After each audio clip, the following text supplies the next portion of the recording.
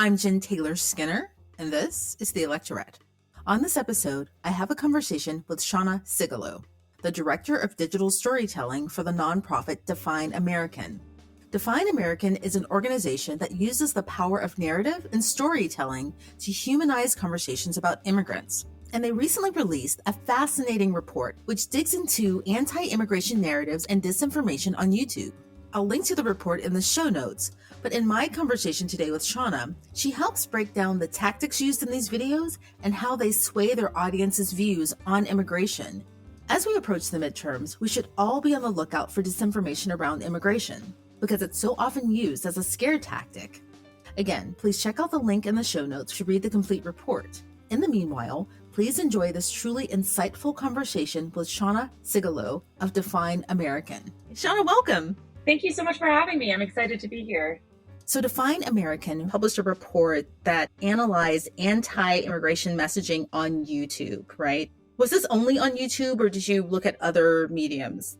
So we did decide to focus exclusively on YouTube in this report. There are a couple of reasons for that. We definitely know that xenophobia and anti-immigrant sentiment is not unique to the YouTube platform by any means. But when we started our research a couple years ago, there were some indicators that YouTube really was the most important site for far-right radicalization online. And there also hadn't been as many comparative studies on YouTube that there had been on Twitter and Facebook, respectively. So we thought that YouTube would be a good platform to start with. And what's the scope of the messaging? What's the size of the audience, the approximate accounts that are doing this, and how many views are they getting?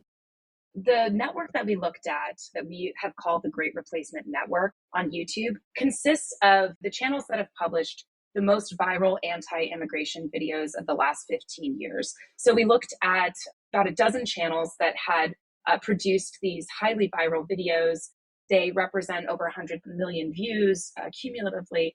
And what we saw with these videos is that there really was a cohesiveness, not only in the messaging and the packaging, but also in the channels that were producing them. We really saw that there were two major sources for the anti-immigration content that were the most viral. And those were a channel called Prager University, which is a far-right channel. They call themselves a university. They're not. They have no academic accreditation or relationship to any legitimate university. And they produce, their bread and butter are these explainer videos.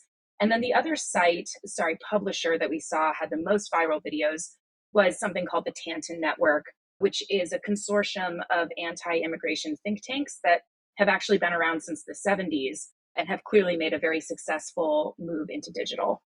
Yeah, I'm familiar with Prager University. I mean, they're a pretty insidious group organization, right? And I get your point about YouTube being, a good platform for this, because when you think about it, other platforms like Twitter or Facebook, they're intended for kind of a fast consumption of the content, and then it disappears, right? No one, or rarely do people go back and look at Twitter content from, 5 years ago. But if you place something on YouTube, it's searchable and it's watchable for years and years. So I can see how it's become really pervasive. And you mentioned the Great Replacement theory, and that is kind of central to their message. And, you hear about it a lot on the news, but can you explain just in simple terms what the Great Replacement theory actually is? Yes. So I think, unfortunately, we're all starting to become familiar with this online conspiracy theory. Its basic tenets are that a cohort of conspirators who are Jews are controlling, obviously, the media. We know that old conspiracy theory. But their aim is to increase immigration from countries with people of color to come into this country to dominate elections and have political sway. So the idea is that immigration is completely politically motivated by this elite Jewish class, and that end goal is a white, quote unquote, white genocide. The idea is to replace white Americans with a population of people of color. And this is why it's an inherently racist theory, because the idea is that the immigrants of color are easier to manipulate at the polls. That's the aim of the Great Replacement. And, I remember, I'm old enough to remember rather, when the Great Replacement Theory was kind of this fringe idea, right? Like only seen in, far right conservative corners, right? Not mainstream conservatism. Maybe they would skirt around the idea of the Great Replacement Theory, but now I feel as if it's become a part of the mainstream conservative, the Republican Party, a part of their political messaging and their discourse. Is that fair to say? Yes, I think that's very fair to say. And I think that we can look to digital spaces for some of the reasons why that's the case. With our network, we saw that there was a tremendous amount of audience overlap between these kind of fringe far right YouTube channels and more mainstream channels like Fox News or even ABC or MSNBC. So we know that kind of quote unquote more mainstream audiences are being exposed to these messages. And we also know that they're being packaged in ways that don't look as extreme or fringe as perhaps the actual messages are. So I think that we know just watching Fox News, just watching Tucker Carlson, that this theory is really baked into a lot of the messaging of the Republican Party, especially when it comes to immigration. And I think it's worth thinking about the context of this research and the time that we're living in. We know the midterms are around the corner, and we're really looking at 2024 and how this narrative likely will be employed again, and immigrant communities will once again be under attack. Yeah, I'm glad you mentioned the midterms because, it was as recent as I think 2012 when conservatives, the conservative politicians, Great Replacement Theory was not a part of their primary political messaging, right? I remember they did this postmortem after losing in 2012, and they actually cited, the fact that they needed to reach out to these communities, right? Because they needed their votes. And that's completely gone out the window. So it happened that quickly between 2012, them wanting to like court these potential voters to now just saying that they're trying to replace us. And I'm just curious as to, and I think you've already answered this, who is influencing whom, right? These groups that are online and YouTube who are pushing this messaging, are they influencing the party or is it the other way around, or are they kind of like all influencing one another? It might feel a little chicken and the egg, but I do think there are some very clear indicators out there of the cause and effect. And I think we really have to look back at the 2016 election.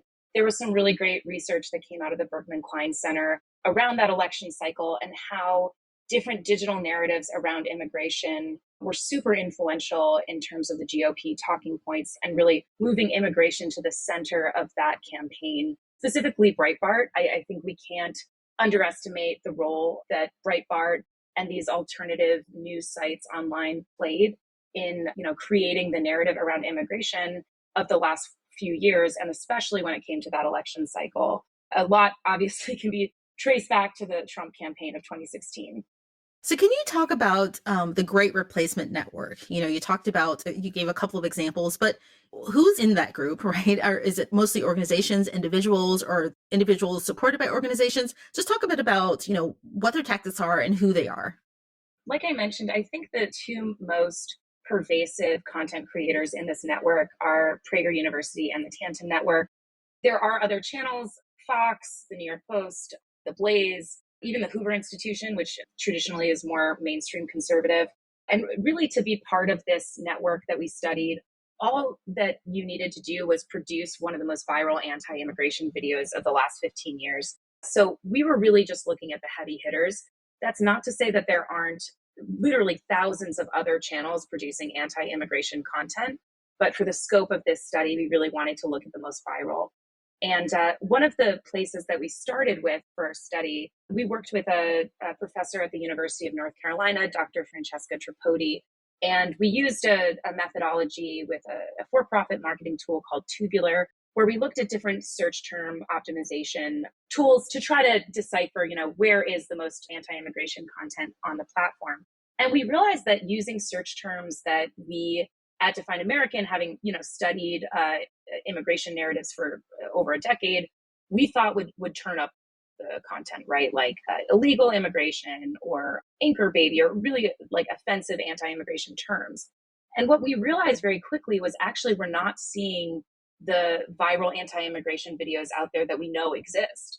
One in particular came to mind, which was produced by the Tanton Network organization Numbers USA. And just for your viewers who aren't familiar with the Tanton Network, John Tanton was a eugenicist who started a network of anti-immigration organizations. They're extremely well funded and they've really dominated the immigration narrative in the media for decades now. But they produced a video called Immigration, World Poverty, and Gumballs, where the president of Numbers USA, a man named Roy Beck, does a presentation in what looks to be a college lecture hall with jars full of gumballs, and positioned next to them is a small, tiny little glass. And we're talking about thousands of colorful gumballs. Each gumball represents 1 million people of color who theoretically are really trying to get into the United States. And the little cup represents the United States. So I bring up this visual because I think that it's a perfect encapsulation of not only the Great Replacement theory, but also the Great Replacement network. Here we have a video where someone who does not hold a master's or a PhD is giving an academic style lecture with a data visualization that really conveys the Great Replacement theory. And, if you're just an average person on YouTube and you see something like this, you're going to assume that it has academic merit and that it has credibility. And that was really the tactic that we saw time and time again in the content, that it really co-opted the aesthetic of education and academia to feel legitimate. And I think that why that's so important is because we all know that we're living in a time where trust in traditional institutions like news media, legacy news media, is at an all-time low. So people are turning to platforms like YouTube for their information sources.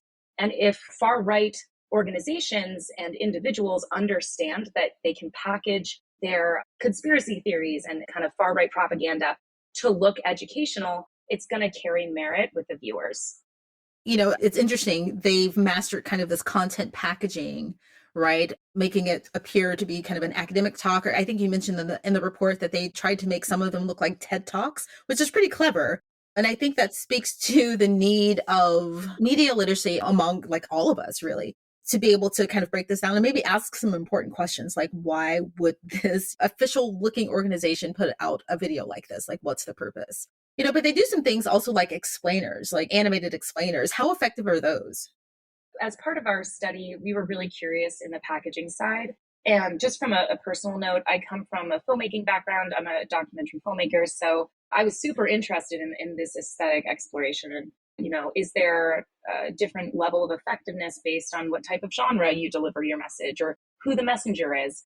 So we actually did a series of tests with a research group called Swayable, looking at genre, animation style, and messenger credentials. So we took a handful of videos from different popular digital genres. We had a short documentary, we had a roundtable discussion, we had a PragerU video in there, and we ran a test to see what would be the most compelling format for our target audience. And just as a sidebar, our target audience for our study was a group we call the movable middle.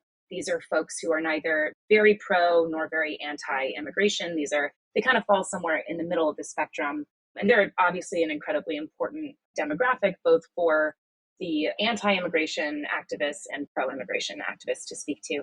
So we did a series of studies with that group to see if they did have any kind of aesthetic preferences. And what we found, unfortunately, is that PragerU has a great formula. Time and again, the explainer video format tested highest. The animation style that looked like PragerU tested highest. We also, in our messenger test, looked at specifically credentials. So we took the same video 4 times over, and just gave the speaker a different credential. So in one test, he was a Princeton professor. In another, he was a Pulitzer Prize winning journalist. And in another, he was a social media influencer. And then in the final one, he had no credential at all. And what we found was that there really wasn't a huge difference between the highly credentialed speaker and someone with no credentials at all. And I think that obviously that's a little dispiriting, because we'd like to think that these institutions and these merits that we've always relied on for authority translate to digital audiences. And bears mentioning, I think there needs to be more study into this particular question, but our research showed that really isn't the case. Yeah, when I think about the way that I consume media, and I'm just looking at something on YouTube, even if I'm watching something official, like a TED Talk, I don't look deeply into the person's credentials. I just don't, right? I mean, that kind of fast media, that fast content that we all consume, we rely on visuals to signal their credentials. And I think most people don't do that. Obviously, your studies, bear that out. How do you even approach that? So what do you do? What's the solution? Yeah, it's a difficult problem, isn't it? And I know that, us in the immigration space are not the only people who are concerned with the spread of mis and disinformation and how platforms handle and moderate and regulate the spread of bad information. One tactic that we're looking at as an advocacy organization is building more coalitions and media literacy within the nonprofit space. We actually took the findings from our research report and recommendations, and we put them into a shareable toolkit for other nonprofits and content creators. And we also think that actually the creator economy and social media influencers can play a really important role in the future of this type of education and in combating mis and disinformation. One thing our study showed is that people really do trust the channels and influencers that they subscribe to. So, in our minds, from kind of an advocacy activist perspective, those are community organizers. Those are people that are on the front lines who are speaking directly to audiences that we're trying to reach. So, one of the tactics that we're taking is trying to involve more social media influencers and people with audiences who are susceptible to some of these, to specifically the Great Replacement theory, to get involved and start educating the public a bit more about what to look out for when it comes to this type of content. No, but they have a lot of money behind them. Like, who's funding Prager University and what is it, the Tantum Network? They have many funders. PragerU, the Wilkes brothers in Texas, they're oil tycoons. I think they were the seed funders, but they have an extensive list of conservative funders at this point. And the Tantum Network also, they've been around since the 70s, and they have hundreds of funders from, conservative organizations and basically millionaires and individuals, conservative philanthropies. So they are extremely well funded. I'm not sure off the top of my head how much funding the Tantum Network has. I believe it's over 100 million collectively because, they have over a dozen organizations within the Tantum Network. And then PragerU, the last time I checked, it was, I think, over $20 million per year of budget. So we really are up against an anti-immigration media machine here, extremely well funded.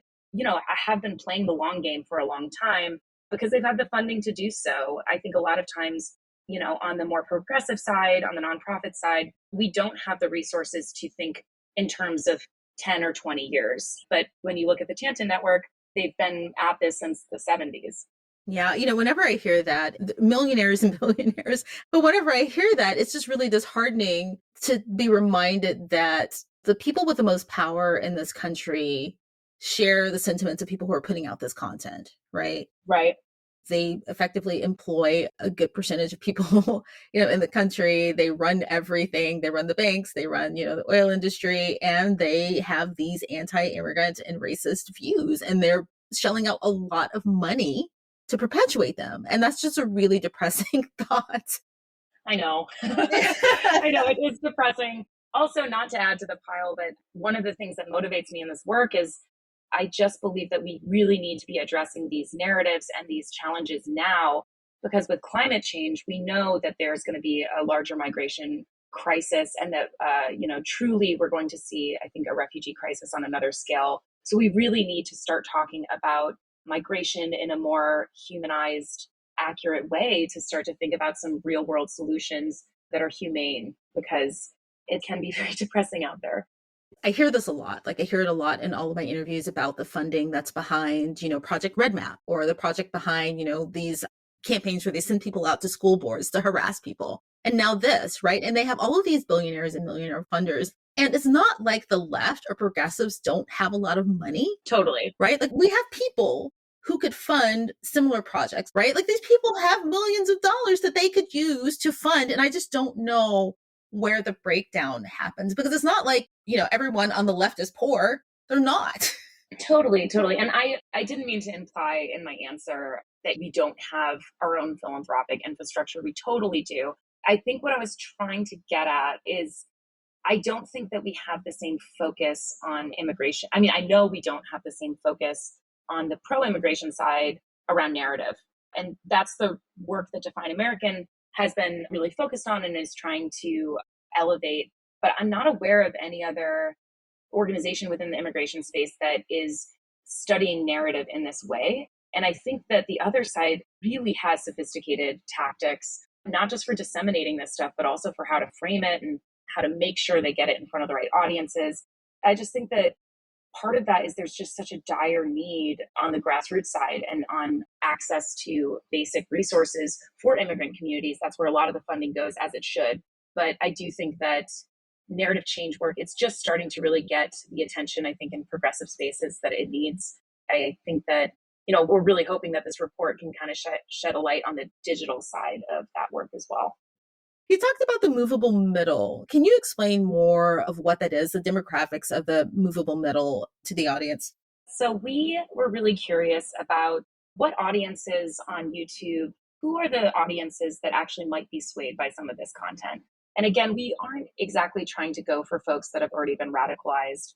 I think that there's really great work out there around trying to de-radicalize, people who have been exposed to extremist content and are really far down the rabbit hole. That's not the work that we do. And then on the other side, we're also not as concerned with basically preaching to the choir to folks that are already kind of convinced of the value that immigrant communities bring to this country and, are already positive about finding a pathway to citizenship for, undocumented folks. The people that we're most concerned with speaking to are the folks that I think, might be on YouTube to get some education about immigration. And when they look in the search bar, the first video that comes up is PragerU video or a Tantan Network video. That's where we are really concerned with having an intervention, because I think that if the search terms are dominated by these anti-immigration pieces of content, then we're really pushing more moderate voters and Americans towards the extremes. And in this day and age, I think that it's a really important space to develop interventions and to, speak to that particular audience. Yeah, I think in the report you break down the demographics of the movable middle, and it tends to be whiter, like 70%, I think, are of that group are white, but there are some Black and Asian American audience members in that group. And I'm curious as to whether the content changes based on the target audience. Are they that sophisticated? That is such an excellent question. We don't have data on that. We did in our messaging tests when we were looking at aesthetics, we did have breakdowns on data of which audiences we tested and how they responded to different aesthetic choices. And interestingly, it did vary quite a bit between different ethnic demographics. For example, the animation style that performed the best across the board with white, Asian, and Black audiences, the Latina audience was actually really against. And we don't actually know why at this time, but I think that that is a really great place for further study. It's very interesting how different communities are experiencing the same content. Wait, so Latina audiences were really against what specifically? So we tested different animation styles, and the style that we found performed the best across the board, almost across the board, was this kind of semi-realistic style that PragerU uses all the time. But for some reason, the Latina audience that we polled actually had a very negative reaction to that animation style. We didn't ask a research polling question around why, but I think that that'd be a great place for further research, because it's interesting how different demographics kind of experienced the content in different ways. But our numbers for the overall study looked at overall reaction. We didn't break it down by demographic as closely. Wow, that is really interesting. I'd be curious to know that too. So the next time, if you do another report, right? Yeah, just like, why is that? One of the questions I meant to ask you earlier when we were talking about who is responsible for this content, right? You kind of mentioned some mainstream outlets, right? I mean, eventually it spills out into mainstream outlets. Like, what does that look like? And who actually helps pass along this messaging in the mainstream media? I know there's an example in the report of National Geographic, and they have this, I don't know if it's a documentary or a show called Border Wars. Can you talk a bit more about that? Absolutely. So it's actually a series called Border Wars. We didn't formally include them in our network because the videos didn't specifically demonize immigrants or immigration explicitly. But what they did do was paint the border as a place of criminality. And that does contribute to the overall negative narrative. But they didn't make the cut for our network. But I would say that probably the most important mainstream publication that perpetuates these narratives, unsurprisingly, is Fox News. And there's more study that needs to be done into this, but it's pretty clear that a lot of these kind of fringe, farther out there narratives start in these, smaller spaces online. They might start in kind of an extreme platform like a 4chan or an 8chan, and then they migrate to different platforms like a Reddit, eventually ending up on more mainstream platforms like Facebook or YouTube. And then finally, you hear Tucker Carlson basically expressing the great replacement theory on Fox News, which is the most popular news channel in America. So I think that there is a real movement, information, and narrative across digital that ends up in more mainstream news sites. And not to keep going back to Trump, but we also know that he was taking narratives directly from some of these spaces and putting them onto the president of the United States Twitter. So we know that a lot of these really harmful, inaccurate narratives are starting in kind of more extreme digital communities and are migrating over into more mainstream outlets. When I think about this in the context of my own life, I think of my kid. All kids, love to watch YouTube. They watch it like we used to watch television back in the day, right? Does this messaging intentionally target, or does it reach teenagers and younger kids at all? Unfortunately, yeah. PragerU just came out with an entire curriculum for children, like cartoons that are made for really young children that are packaged in a way that teachers can take them and teach them in classrooms, which they are doing across the country. So yes, we know that children are being targeted with these messages, and it's absolutely an area of concern.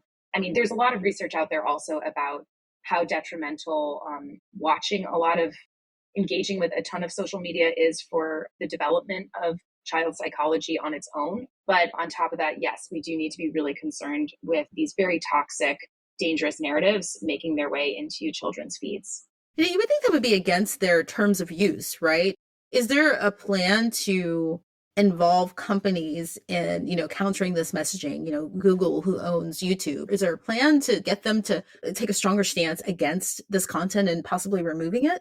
Yes, there are a lot of organizations that focus on deplatforming.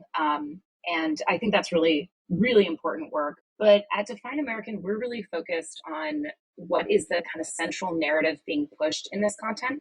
So I think that when we're talking about something like the Great Replacement Theory, that can be baked into the framing of an argument, into the depiction of an image. Sometimes this is what we call malinformation, as opposed to mis or disinformation.